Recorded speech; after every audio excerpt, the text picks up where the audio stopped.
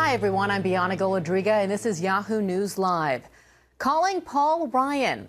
All eyes seem to be on the former Republican vice presidential candidate and current congressman from Wisconsin to step up and fill the void in his party's leadership and assume the mantle of Speaker of the House. And the man who created that void, Congressman Kevin McCarthy, who dropped out of the Speaker's race, now thinks that Ryan would be a great idea. I know a lot of speculation about who should run and others. Paul is looking at it, but it's his decision. If he decides to do it, he'd be an amazing speaker, but he's got to decide on his own. Should he do it? And if Ryan doesn't step up, Congressman Darrell Issa has put his name out there while also taking a shot at his colleague Jason Chaffetz, another member who wants to be Speaker. Take a listen. The fact is, he's a good guy, but whatever he was as a freshman, when he was a fighter on our committee, when he was trying to hold government accountable, he took a break from that. And I think that's going to hurt him, not whether I get in the race or not. It already hurt him. He didn't have 30 votes going into the race. I don't think he's going to get the 240. And then, of course, there's the leader of the GOP in the presidential race, Donald Trump, who has given himself some credit for McCarthy dropping out. Here's his take on who should be the next speaker. I did think we needed a very much tougher voice than what we've had, because there are so many things that the Republicans could do if they knew how to negotiate and if they had some unity. Earlier, I spoke with Republican Congressman Blake Farenthold, who had called Congressman McCarthy, quote, Boehner 2.0. And I started by asking him about the chaos in the party and if that chaos is worth the trade-off if it spreads to the economy and the government. Listen, Kevin is a personal friend of mine. I like him on a personal level, but I got a lot of feedback from the folks back in Texas who were saying they really didn't want a Boehner clone. That being said, his dropping out actually I see as an opportunity to discuss some of the issues that have been dividing the Republican conference for years now. Listen, we agree on about 90% of the issues. It's some of the details we don't agree on. We've got some people who feel like they're left out of the process, and this opens up the opportunity for a great dialogue and could really be healing for both the Republican Party and, quite frankly, the nation as a whole. But you talk about agreeing on 90% of the issues, yet at least optically, when no one is able to fill the third most powerful role in U.S. government, doesn't that send a signal that there isn't stability within the party? I think it actually shows that we're thoughtful and reflective. We don't want to jump into anything. We want to get the right person to lead the House of Representatives and be third in line for the presidency. So I guess my bigger question is, why wasn't there a contingency plan? If Kevin McCarthy wasn't your man, why wasn't there somebody else that was ready, willing, and able to jump into his place that most of the party would be able to agree on to get the 218 votes? Listen, it's a hard and thankless job. You're on the road almost 365 days of the year, whether you're in Washington, D.C., dictating policy or fundraising for candidates all over the country. It's a big sacrifice of your lifetime with your family and with your children and with whatever else you have going in your life. You've got to be dedicated and committed, and quite frankly, I think you've got to be called by God to do it. And once you're called by God, He's going to take away those impediments, and we're walking through that process to determine who's called and who we want. Well, let's talk about those potentially who are going to be called by God or who may just throw their hat in the ring because they want to as well. We have Jason Chaffetz, Dan Webster have thrown their hats in the ring. They don't seem to have much gravitas or the votes. So who does? Paul Ryan said that he is categorically out of the running. Are we talking about a Jeb Hensarling, a Tom Price? Who right now, if you were to decide, would you say should be the man? Well, the Texas delegations met. We've got several people in Texas who are talking to their families and talking to see if they have support around. I think if I were to guess right now, there are probably 10 people who are talking to their families, talking to their colleagues, and praying on the issue. I mentioned who is the man because there don't seem to be any female names popping up. Why is that? And are there any possible female contenders we just haven't heard of yet? Again, I'm not saying that there might not be. Really only about 10% of the Republican caucus is female, so we have we don't have as many women to choose from if we go within the caucus. Obviously, under the Constitution, you can go outside the House to pick somebody, but I've talked to some folks like Marsha Blackburn, who has said she's thought about it but isn't interested. And we talk about John Boehner, who said that he will remain as Speaker until there is a vote. What if there isn't? I mean, in the foreseeable future, could we see him remaining in this post much longer than he expected to? And would that be allowed by you and your fellow colleagues? You know, I think Speaker Boehner's agreement to stay on was to calm some fears of some folks on the outside who don't understand that we're working through a process. And yeah, that process may take a little bit longer than some people want. But again, I want the right person as Speaker. I don't just want a Speaker. But is time not of the essence right now? This is all happening amid crucial fiscal deadlines, the debt limit November 5th, a potential government shutdown December 11th. The Republicans were largely blamed for the last time the U.S. government was forced to shut down. Are you ready to accept some blame as well if, in fact, we do see a government shutdown and the government run out of money? Well, listen, I don't understand how the Republicans got blamed for the government shutdown last time. We voted to fund everything but Obamacare, and because the Senate wouldn't take up a bill that dealt with everything but one thing, the House Republicans got blamed for it. But that being said, I don't think Speaker Boehner is going to leave with a lot of cliffs immediately coming. It wouldn't be fair to the new incoming Speaker, whether it was McCarthy or anybody else, leaving the debt ceiling just 5 days into their new term. So I suspect Speaker Boehner will work on something. I may not like what he works out, but I don't think he's going to leave it hanging. And you said you absolutely don't support the prospects of an interim Speaker. I don't. The American people want Congress to move forward. Interim Speaker is kicking the can down the road, and that's one of the things that I hear consistently from the people back in Texas. Do something. Stand up to the president. Stand up to the Senate. Put bills to his desk. Don't just kick the can down the road. We elected you for change, not to maintain the status quo. Meantime, we are in an election cycle, a busy election cycle. What is what's happening now say about the credibility and legitimacy of the Republican Party? We're seeing the fringe candidates rise to the top in the polls. Will what's happening in the disarray internally within the Republican Party really affect the establishment candidates? I don't know fringe or establishment, but again, this is more evidence that the voters are tired of Washington business as usual. That's why if you add up Trump, Fiorino, and Ben Carson, you've got close to 60–70% of the vote, depending on what poll you look at it. The American people want Washington to work. They want change. They want people getting back to work. They want a healthy economy, and we can do that. We've just got to lead and move forward, and we've got to do it in a thoughtful manner. And this is a great opportunity. I really do see this more as an opportunity than as a challenge. Well, your colleague, Congressman Peter King, has said the party looks, quote, absolutely crazy right now. What do you say to him? Do you not agree? I completely disagree. He may be more concerned with optics than what's really going on. What's really going on is a heartfelt discussion about where this country needs to go and who needs to be a leader for that. So let's look forward to the election next year. If, in fact, we do see a Democrat win, we could potentially see 16 years of a Democrat in the Oval Office. How much damage would that do to the Republican Party, and how much of the blame would be on what we're seeing happening right now? I'm not worried about the damage to the Republican Party. I'm worried about the damage to the country, what even 4 more years under a Democrat would do. You know, you look at the breadth we have in the Republican primary for president. We have got over a dozen good qualified candidates. They're scraping with 2, begging a third to get in. Were you surprised, as most of your colleagues were, by Kevin McCarthy deciding to drop out last minute? I was. I'd spoke to him. He said he was the night before. He said he was still in. I've actually spoke to all 3 of the candidates. We've discussed where they wanted to go, what they wanted to do, and I think this took almost everybody by surprise. I think it may even have took Kevin by surprise. I don't think he made that decision until the morning he made the announcement. And what is your message right now that you want to relay to your constituents who are watching at home, or those from a different party who just seem utterly confused and, I guess, exhausted by the ongoing tension brewing in Washington? Well, this is actually deliberative.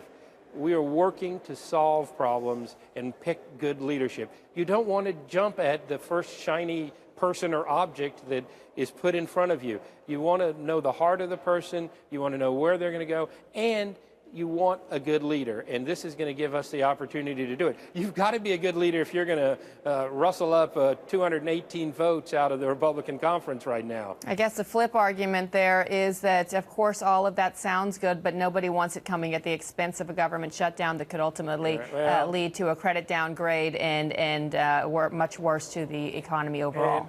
And I don't think that's going to happen. You know, nobody likes how sausage is made, but a lot of people like eating it. Well put, Congressman. Thank you so much for joining us on what I know is a busy day for you. Thank you. Thanks so much. And our thanks to Congressman Blake Farenthold. I want to bring in Meredith Shiner. She's a congressional correspondent for Yahoo News. She's live joining us from Capitol Hill. Meredith, thanks for joining us today. I want to get your reaction to the congressman's comments. It looks like, from his perspective, John Boehner will remain leader of the Speaker of the House, at least as we approach these two major cliffs, the fiscal cliffs, and, of course, the government shutdown potentially. Yeah, well, I think that there were two parts of his comments that really stood out to me. He kept emphasizing that this was a heartfelt conversation and a deliberate sort of process that House Republicans are going through, but it's really hard to have a heartfelt conversation and a deliberative process when you're under duress. And I think that that's what House Republicans are feeling right now. I was in the Capitol basement earlier this morning. They had a 9 a.m. conference meeting, and John Boehner, as you mentioned, said to the entire Republican conference, he says, look, like, I'll stay on as Speaker as long as it's necessary. He says that he hopes that that only means till the end of October, like he originally planned. Remember, he announced that October 30th was his goal resignation date. But I think ultimately it's going to be a lot harder for him to leave by then. There's no clear front runner right now to replace him as Speaker. And as you mentioned, Congress is going to have to extend the debt limit, at least according to Treasury, by November 5th. They're also going to have to fund the government again by early December, in addition to a litany of other measures that are potentially going to come to the floor. We're seeing movement today on the Export-Import Bank. Transportation and infrastructure bills are expiring. So really, this couldn't come at a worse time for Republicans in their attempt to prove that they can govern. And yet, members like Representative Farenthold, the most conservative members of the Republican Party, don't really see that sort of governance as their top priority. They're much more focused on ideological priority, and I think exactly what you unveiled in that interview, that tension that someone like Pete King and Blake Farenthold disagree, is the underlying tension that's fueling what you called chaos earlier. And so you hear what the congressman had to say to me. Would you say he's putting lipstick on a pig, given the chaos that, of course, we're reporting on? Or do you think that he means what he says about this being a truly cathartic, good, healthy experience that's undergoing right now within the Republican Party? Oh gosh, I'm having like 2008 PTSD with the lipstick and on the pig phrase. But to the heart of your question, I think that one of the fundamental differences is that people at the far right of this party and more establishment members see what's happening now completely differently. I think for the members of the House Freedom Caucus, which is the farthest right wing of the House Republican Conference, they were waiting for this fight. They really tried to push John Boehner out. And the irony of that now is that sort of intense pressure they put on Boehner really was being felt by Kevin McCarthy. And now they're sort of stuck with John Boehner because they have no real clear answer. So I don't know that he's necessarily putting a lipstick on a pig, quote unquote. I think that he's just saying what he believes, and there's a huge, huge gap and a fundamental disagreement on what the state of the Republican Party is and what this actually means for them. And speaking of pressure, there's a lot of pressure, as you know, on Paul Ryan right now to step in and run for that speakership. He says he absolutely does not want it. He's flattered, but will not run for speaker. If in fact he does plan to one day run for the most powerful job in this country, wouldn't the third most powerful job be pretty appealing to him?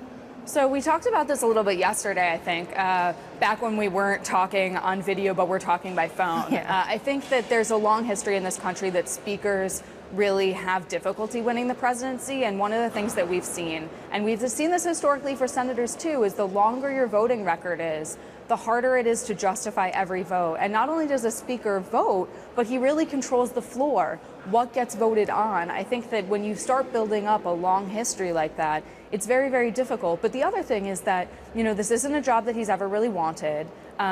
It's a very people person job, and I think that his history as a legislator has been much more behind the scenes. I mean, when you think about what he stood for the past year, 2 years, since leaving the spotlight post being the #2 person on the 2012 ticket, he advocated for immigration reform. He worked on a budget deal with Senate Democrat Patty Murray that for 2 years avoided any sort of shutdown threat. So he's imperfect to them too, because I think what the most conservative of House Republicans are looking for is almost impossible to attain, because you can't be anti-government and running the government at the same time. So I think Paul Ryan's going to think about it. He also talks about the fact that he has small children, but I don't know that this is a job that he wants. I think that if he does accept, it will be because there was so much pressure on him, but I'm not sure that he's an answer to the systemic problems that are plaguing the party right now. And it's interesting because he's probably the most visible and recognizable name to voters out there right now being thrown out for the speakership role. But you mentioned the fact that he has small children. Of course, a lot of people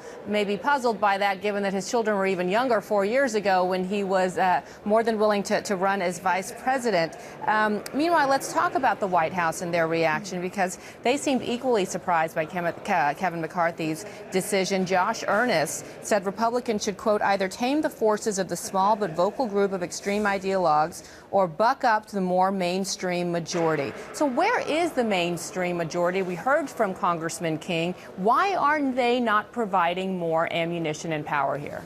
Because I think that the mainstream majority is sort of meant as a commentary overall on where the American public is, on where Congress overall is, including Democrats. But I think one of the traps that House Republicans have fallen into, and John Boehner was really plagued by this, was that when they were trying to push legislation, they wanted to move forward with a majority of Republicans and not rely on Democratic help. And what ended up happening is that they insisted on that sort of calculus up until Congress was pushed to the brink and had to pass something to keep the government open, had to pass something to make sure we didn't default on our debts. And at almost every turn, they relied on Democrats. So I think Democrats are sort of two minds of what's happening with Republicans now. Publicly, I think that they're sort of delighting on the spectacle that this has become. But I think privately, they have a concern because, from all of these crises that we've lurched to and from, they've wanted to have some sort of consistency. And I think that they've really struggled to figure out how to govern with this House Republican conference that has been so guided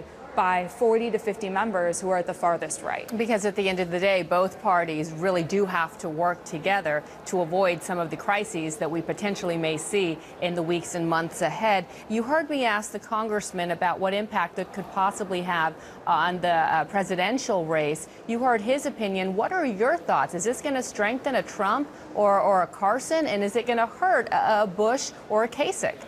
Well, so a few things on that. I think that one of the amazing parts of watching and being here for that government shutdown in 2013, the government was shut down for 16 days. Republican favorability really fell across the country to the lowest levels it had seen in decades. And yet it didn't take but a few months for the most conservative Republicans to really brag about what they had done there. And by the time the 2014 election happened, Republicans in the House expanded their majorities, and the Senate Republicans won back the majority. So you have a lot of those conservatives who feel like their position that they were right in the government shutdown and causing that trouble a year out before the election was really entrenched. And so I think that, Republicans now, particularly the conservatives who aren't really worried as much about rocking the Republican establishment, don't really feel like what they're doing will ultimately have an impact come November 2016. But one of the interesting little, I think, hiccups in the calendar as it is now, and even as it was planned previously before Kevin McCarthy stepped down,